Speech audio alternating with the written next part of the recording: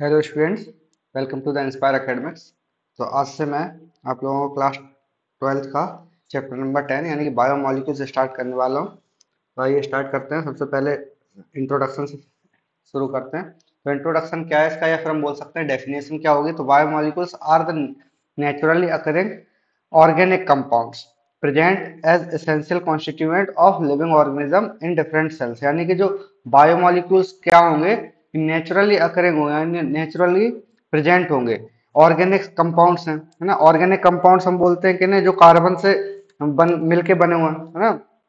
तो ऐसे कंपाउंड्स हैं जो कि कार्बन से मिलके बने हुए हैं, ऑर्गेनिक कंपाउंड्स हैं, है ना। कार्बन, अब इसके बाद क्या है हमारे पास, जो इसेंशियल होंगे यानी कि बिल्कुल रिक्वायरमेंट होगी जिनकी, जो कि लिविंग ऑर्गेनिज्म में जो हमारे पास जो सेल्स होती हैं डिफरेंट, है ना, functional and structural unit of the life, जो सेल्स होती हैं उनके लिए ये कंपोनेंट्स रिक्वायरमेंट होते हैं। ओके, तो ये क्या होंगे हमारे बायोमोलिक्यूल्स। अब इसके बाद हम देख लेते हैं जो केमिस्ट्री में डेफिनेशन है वो क्या होगी। देखो, ए पॉलीहाइड्रोक्सी कंपाउंड, पॉलीहाइड्रोक्सी कंपाउंड यानी कि हम बोल सकते हैं कि जो कार्बन से ही रिलेटेड कंपाउंड्स हैं सारे, तो पॉलीहाइड्रोक्सी कंपाउंड्स। और इसके अलावा हम बोलेंगे, अभी आगे पढ़ेंगे तो और अच्छे से डिटेल में, a polyhydroxy compound that has an aldehyde और कीटोन फंक्शनल ग्रुप।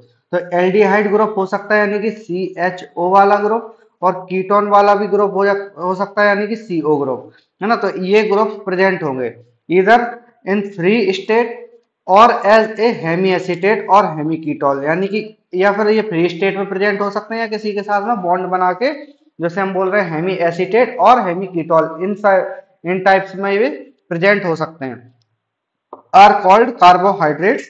और हम दूसरी चीज अगर बोल रहे कार्बोहाइड्रेट्स हो गए। अब कार्बोहाइड्रेट्स के क्या होंगे, carbohydrates are substances having general formula of CxH2O and Y। तो ये हो जाएगा हमारे पास जो कार्बोहाइड्रेट्स है यानी कि कार्बन, हाइड्रोजन एंड ऑक्सीजन, इनसे मिलके बना हुआ जो कंपाउंड होगा उसे हम बुलाएंगे कार्बोहाइड्रेट्स। अब ये कार्बोहाइड्रेट्स है वो एल्डिहाइड भी हो सकते हैं, कीटोन भी हो सकते हैं, है ना। और उसके अलावा ये फ्री भी हो सकते हैं, और लास्ट चीज हम बोल सकते हैं कि ये हेमी एसीटेट और हेमी कीटोन के फॉर्म में भी ये प्रेजेंट हो सकते हैं। ओके, तो इंट्रोडक्शन यहाँ तक हम खत्म करते हैं। अब इसके बाद हम चलते हैं इंपॉर्टेंट टॉपिक पे, जो है हमारा classification of carbohydrates. Okay, classification क्या होगा कार्बोहाइड्रेट्स का, अगर हम देखें तो इसमें जो कार्बोहाइड्रेट्स के लिए हम वर्ड यूज करते हैं क्लासिफिकेशन के टाइम पर, तो वो करते हैं सैकेराइड्स।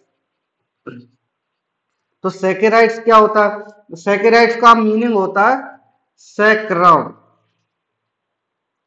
सैक्रॉन। ओके, ये कैसा ग्रीक वर्ड है, ग्रीक वर्ड।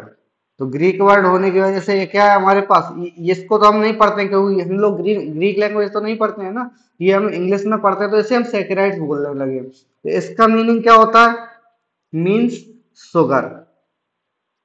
ओके, ये हम पढ़ लेते हैं। तो सैकेराइड्स का मीनिंग हो गया हमारे पास शुगर। अब इसके बाद हम देखते हैं जैसे मोनोसैकेराइड्स, इसकी जो क्लासिफिकेशन में हम सबसे पहला टाइप होगा वो होगा मोनोसैकेराइड। तो मोनोसैकेराइड क्या होंगे, देखो मोनो का क्या मीनिंग होता है हमारे पास, हमें पता है mono is equal to single. Okay, तो ये हो गया हमारे पास सिंगल। और फिर उसके बाद हम अगर दूसरा देखें तो हो जाएगा हमारे पास मोनो, मोनो का हो गया सिंगल। अब सैकेराइड का मीनिंग तो हमें पता ही है क्या है ना। तो सैकेराइड्स के लिए हम बोलेंगे शुगर। तो सिंगल शुगर के जो मॉलिक्यूल्स होंगे उन्हें हम क्या बोलेंगे, मोनोसैकेराइड्स। अब इसकी कुछ प्रॉपर्टीज होती हैं। सबसे पहले ये क्या होंगे, नॉन हाइड्रोलाइजेबल, यानी कि हाइड्रोलाइजेबल, यानी कि बोलेंगे हम वाटर के साथ में ये रिएक्ट इतने आराम से नहीं करेंगे। इसके बाद सॉल्युबल इन वाटर होंगे ये। Okay, soluble in water. अब इसके बाद थर्ड हमारे पास है can't give polyhydroxy aldehyde, can't give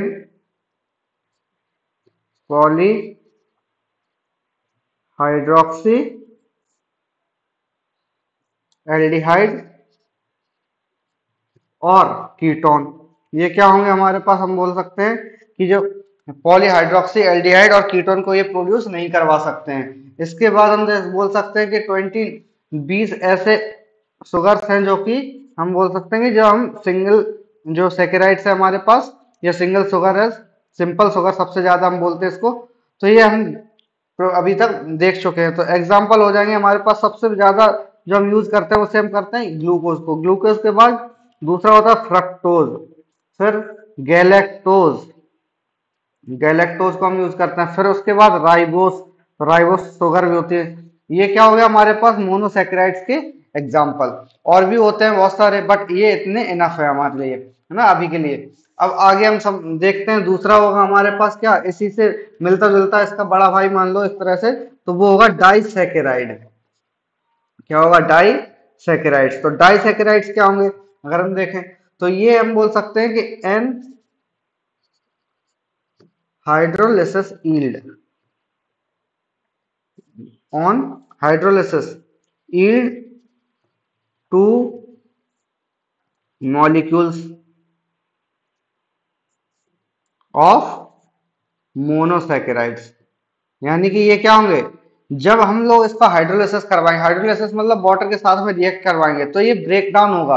यानी कि उसमें क्या हो रहा था, सिंगल वाले में यह था नॉन हाइड्रोलाइजेबल था, यानी कि इसको हम और ज्यादा तोड़ नहीं सकते, वाटर के साथ में ये रिएक्ट नहीं करेगा ऐसे आराम से, मतलब सॉल्यूबल है बोल सकते हैं, बट क्या होगा, सॉल्यूबल होगा, लेकिन ये हम बोलेंगे क्या कि हाइड्रोलाइजेबल नहीं होगा, मतलब कि इसको और छोटी यूनिट में हम नहीं तोड़ सकते हैं। ओके, तो ये क्या है हमारे पास ऑन हाइड्रोलाइज। इसके बाद डाइसैकेराइड की बात करें तो क्या है, on hydrolysis yield two molecules of monosaccharides. यानी कि जो हमारे पास शुगर होगी, यानी कि जो डाइसैकेराइड्स हो गए, तो उसे हम क्या बोले, डाई का मीनिंग होता है दो, यानी कि दो मॉलिक्यूल्स में ये टूट जाएंगे, है ना, जैसे ही हम हाइड्रोलिसिस की रिएक्शन इसमें करवाएंगे। अब इसके बाद ये जो स्ट्रक्चर होंगे वो कैसे होंगे, क्रिस्टलाइन। आप लोगों को याद होगा शायद, ये क्रिस्टलाइन और अमोर्फस टाइप के दो टाइप के सॉलिड्स होते हैं ना, तो ये क्रिस्टलाइन टाइप के स्ट्रक्चर्स बनाएंगे, यानी कि जो सॉलिड का प्योर फॉर्म होता है वो। फिर उसके बाद सॉल्यूबल इन वाटर, तो सॉल्यूबल तो होना ही है इनको, है ना, सॉल्यूबल इन वाटर। फिर उसके बाद अगर हम देखें तो स्वीट, यानी कि मीठे होंगे इन टेस्ट। ओके, अगर हम लोग देखना, अगर हम लोग खाते हैं डाइसैकेराइड्स को, तो ये हमेशा देखते रहना कि ये हमेशा मीठे ही होते हैं, है ना। अब इसके बाद एग्जाम्पल हम लेते हैं इसके, तो सबसे पहला एग्जाम्पल है केन शुगर। ये हम लोगों के घरों में यूज होती है सबसे ज्यादा। इसका नाम है, साइंटिफिक नेम सुक्रोज हम बोलते हैं, और माल्टोज भी होता है, और लैक्टोज भी होता है ना। लैक्टोज, लैक्टोज का नाम अच्छा सुनते ही एक मिल्क की याद आती है ना, दूध में प्रेजेंट होता है लैक्टोज, है ना। तो उसमें हम जब यूज करते हैं, बहुत सारे लोग होते हैं जो जिनको दूध से मिल्क से प्रॉब्लम होती है, क्योंकि वो लैक्टोज इंटॉलरेंस होते हैं, यानी कि जिनको मिल्क, जो जिनको लैक्टोज से प्रॉब्लम होती है वो मिल्क नहीं पीते हैं। ओके, अब इसके बाद हम आगे चलते हैं। नेक्स्ट क्या है हमारे पास, नेक्स्ट हम देखते हैं, हमारे पास है ऑलिगोसैकेराइड्स। ऑलिगोसैकेराइड्स, अब ये क्या होंगे, अब इनसे भी बड़े जो मॉलिक्यूल्स होंगे, यानी कि ये ऑलिगोसैकेराइड्स होंगे, वो 2 से लेके 10 कार्बन के जो 10 क्या है शुगर मॉलिक्यूल, सिंपल शुगर, यानी कि जो ग्लूकोज होंगे, फ्रक्टोज होंगे, इनको कंसीडर करें सिंपल शुगर।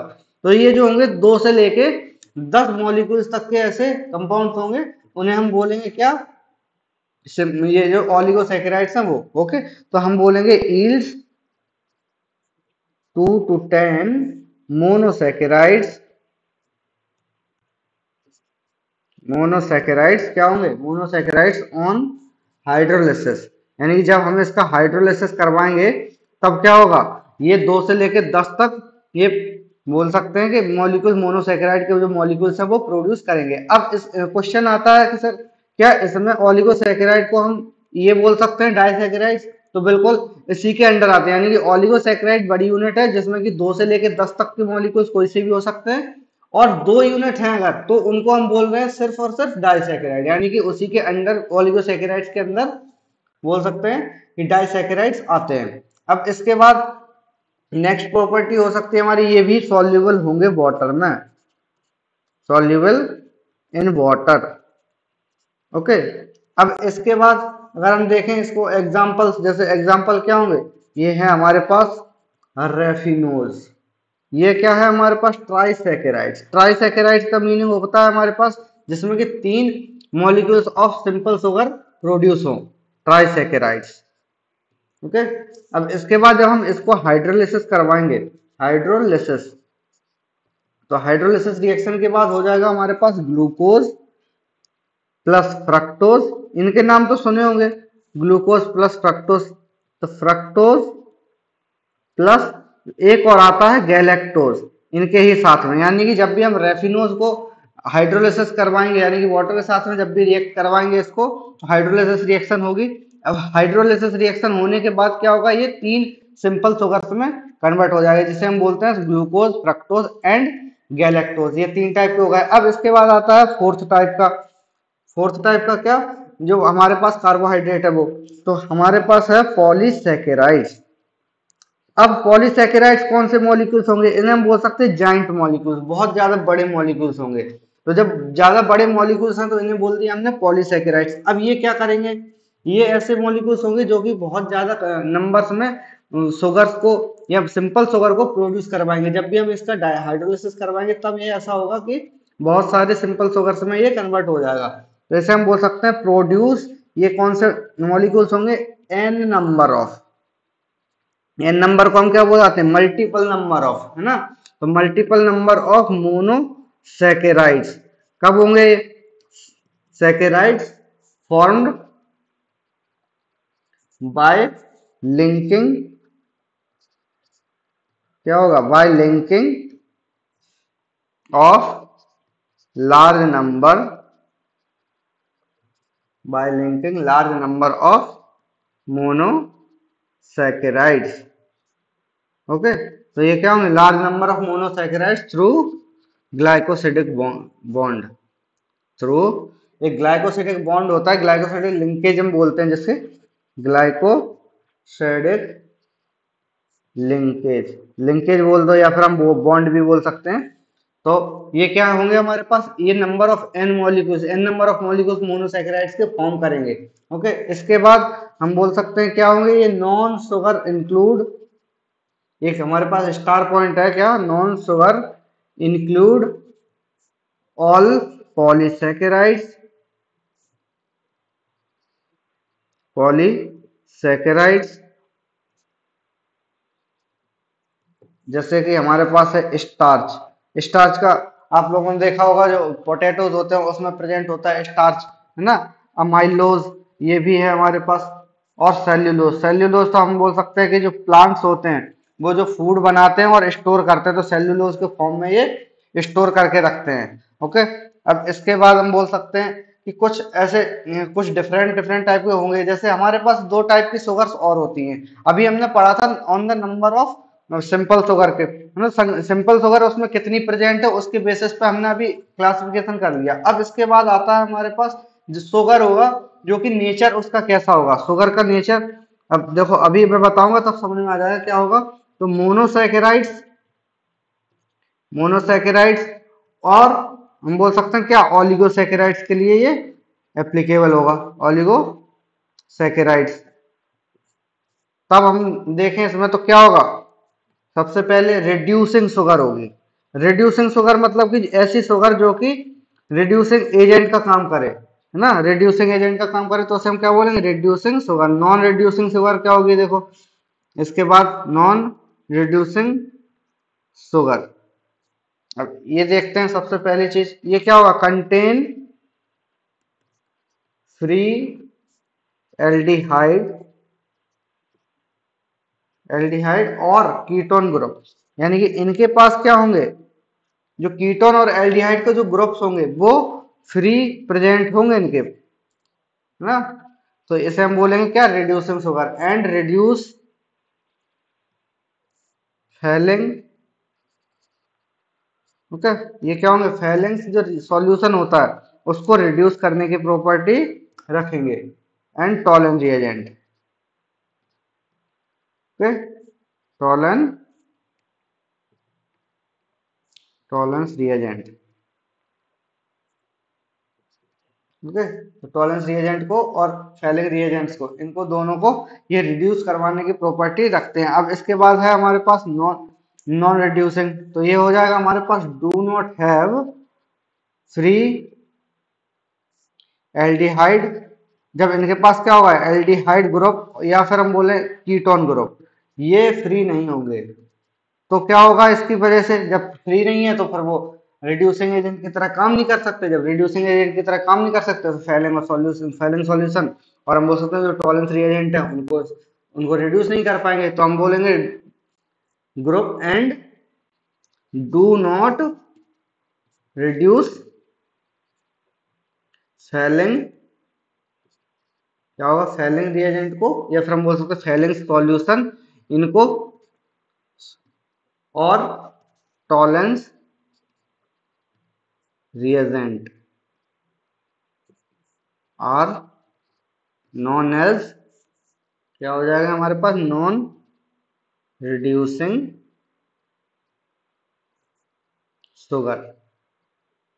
ओके, इसका एग्जांपल हम देखते हैं। सबसे पहले तो ये हो जाएगा हमारे पास ऑल मोनोसैकेराइड्स। तो सभी जो मोनोसैकेराइड्स होंगे उनके पास या तो एल्डिहाइड ग्रुप फ्री होगा या फिर कीटोन ग्रुप होगा फ्री। तो ये सारे जो मोनोसैकेराइड्स होंगे तो वो फैलिंग टेस्ट या फिर हम बोल सकते हैं जो फैलिंग सॉल्यूशन है और उसको और टॉलेंस रिएजेंट है, इन दोनों को ही कभी भी रिड्यूस कर सकते हैं। यानी कि जो कभी भी हम जब रिएक्शन करवाएंगे तब वो बोल सकते हैं कि रिडक्शन उनका करवा सकते हैं, यानी रिड्यूसिंग एजेंट की तरह ये काम करेंगे। ऑल मोनोसैकेराइड्स हो जाएंगे हमारे पास, ऑल मोनोसैकेराइड्स। इसके बाद ये आते हैं माल्टोज एंड लैक्टोज। ये हो गया हमारे पास माल्टोज एंड लैक्टोज, जो कि एग्जांपल है हमारे पास ओलिगोसैकेराइड्स के। अब एग्जांपल इसमें क्या होगा, सुक्रोज। Okay, sucrose. और भी एग्जांपल्स होंगे बट अभी इतना काफी है इसके लिए पढ़ने के लिए। तो शुगर हमारे पास जो है वो दो टाइप के हैं, एक तो रिड्यूसिंग शुगर है और एक है नॉन रिड्यूसिंग शुगर। तो रिड्यूसिंग शुगर ऐसी शुगर होगी जो कि हम बोलेंगे फैलिंग सॉल्यूशन और टॉलेंस रिएजेंट के साथ में रिएक्ट करे और उसको रिड्यूस करवा दे। और इसके बाद हम बोल सकते हैं दूसरा वाला नॉन रिड्यूसिंग शुगर होगी, ऐसी शुगर जो कि हम बोल सकते हैं कि जो फैलिंग सॉल्यूशन है और टॉलेंस सॉल्यूशन के साथ में या टॉलेंस रिएजेंट के साथ में रिएक्ट ना करे और इनके पास कीटोन ग्रुप या फिर एल्डिहाइड ग्रुप फ्री नहीं होता है। इसके बाद एग्जांपल है रिड्यूसिंग शुगर्स के, जो कि माल्टोज लैक्टोज और सारे मोनोसैकेराइड्स। और नॉन रिड्यूसिंग शुगर्स के हम बोल सकते हैं सुक्रोज एक अच्छा एग्जांपल है। ओके, अब इसके बाद हम नेक्स्ट क्लास में करेंगे। So like share and subscribe and thanks for watching. मिलते हैं नेक्स्ट क्लास में। ओके।